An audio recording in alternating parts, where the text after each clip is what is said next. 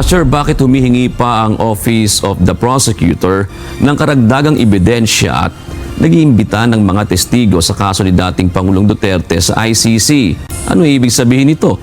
Yes, June, para sa bahagi ng mga biktima ay sapat naman at kumpiyansa sila na sapat naman yung kanilang mga ebidensya na naisumite sa International Criminal Court o ICC kaugnay nga ng kaso ni dating Pangulong Rodrigo Duterte. Ito ang inihayag ni Attorney Cristina Conti, ang Assistant to Counsel ng mga biktima sa War on Drugs campaign ng dating Pangulo.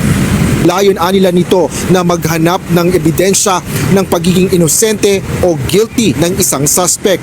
Ipinagutos din ng ICC sa Office of the Prosecutor na dapat pantay na imbestigahan nila ang mga pangyayaring makapagsasangkot at makapagpapawalang sala sa akusado. Kaugnay nito, nilinaw ni Atty. Conti na dati nang nakapost ang anunsyo na ito sa website ng ICC at ngayon lang inilathala sa dialekto ng Cebuano o Bisaya. Primarily targeted doon po sa mga nasa Bisaya o sa Visayas o kaya sa Mindanao, yung mga nagsasalita po ng Bisaya, kasi siguro mas maiintindihan nila kung bakit humihingi ng ganitong impormasyon or ng ganitong resolusyon yung ICC. Kailangan po namin ng witnesses. O hindi ibig sabihin kulang ang ebidensya. Akong makita ko lang dito ay nagsisigurado at nagsisinop yung ICC. Kumbaga, meron pa ba o ito ang pagkakataon. Tapos yung isa na desisyon na ng pre-trial chamber. Pero posible, dahil inakyat nga ng appeals sa appeals chamber o parang Supreme Court nila, ay posible pa, kung sakasakali, mabaliktad, ito naman yung issue ng jurisdiction. Kaalinsabay nung kaso, meron pong ongoing na investigation pa into ang tawag nila, situation in the Republic of the Philippines na it related sa war on drugs. Siguro nalilito na paano na nga ba ito? May kaso, may investigasyon sa ICC, pwede pong magkasabay yan. Habang may nakabukas na kaso sa isa o dalawang tao, pwede pa rin tuloy-tuloy ang investigasyon. Sa social media post naman ni dating presidential spokesperson Attorney Harry Roque, tanong nito, 10 buwan nang nakakulong si Digong at ngayon pa lang naghahanap ng mga testigo ang ICC. Abay, mga kaibigan, napansin nyo ba yung mga pinablish ng ICC na ngayon pa lang sila nakikiusap sa publiko at saka sa mga kapulisan na magpresenta ng ebidensya labang kay Tatay Digong. Nakakatawa naman po, no? Mantakin ninyo, 10 buwan nang nakakulong si Tatay Digong. March, April, May, June, July, August, September, October, November, December, January. 10 buwan na nakakulong si Tatay Digong. Yung pala, hindi pa sapat ang ebidensya nila. Tama ba yan? Makaturungan ba yan?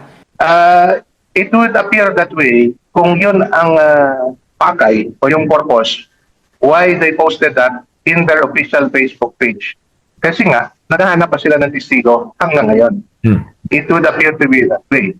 Kasi kung meron na nga silang mga testigo, kasi nga, nag-file na sila ng kaso on the basis of which the court issued a warrant. E di, ituloy na nila yung kaso based on what they already had and based on what they already filed with the ICC. Dito, sa ICC, iba. Nag-file sila ng kaso based on yung Office of the Prosecutor, nag-file ng kaso sa ICC, ibig sabihin sa korte, based on some allegations. Allegations of extrajudicial, so-called extrajudicial killing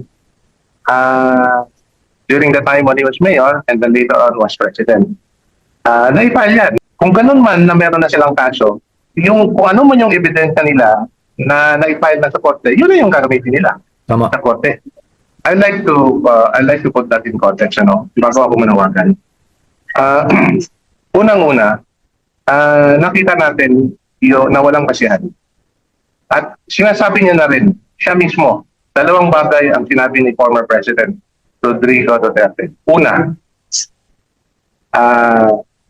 he has assume full legal responsibility kung ano yung ginawa niya, yung panunungkulan niya as president to address drugs and peace and order problem in our country. Maraming natuwa.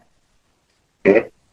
Pero, ang sinabi niya na rin na haharapin niya, kung meron mang kaso, may file, haharapin niya before a Filipino court tried by a Filipino judge. So, hindi na inaatrasan yan. My appeal to the public is to continue praying for the former president and to continue to support him hanggang sa dulo. Kasi alam natin na ito yung presidente na kahit na umalis na sa katungkulan bilang presidente ng Pilipinas, malakas pa rin ang suporta, malakas ang kumpiyansa. The trust rating of the president even after he left office is still very high among Filipinos, which just confirm na kung ano yung mga ginawa niya as president, may malaking suporta ng galing mismo sa taong bayan.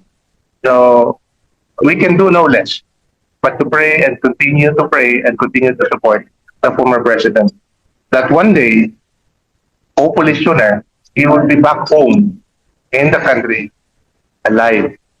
So, attorney, masasabi natin na itong akbang ng ICC Prosecution Office o Prosecutor's Office, ang meron lang sa kanila kwento, istorya, testigo wala. Sir. It would appear that way kung yun ang pakay o yung purpose why they posted that in their official Facebook page.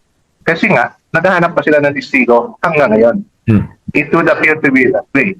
Kasi kung meron na nga silang mga testigo, kasi nga, nag-file na sila ng kaso on the basis of which the court issued a warrant, edi, ituloy na nila yung kaso based on what they already had and based on what they already filed with the ICC. Yun ang nakapagtataka na hanggang ngayon, naghahanap pa ng testigo.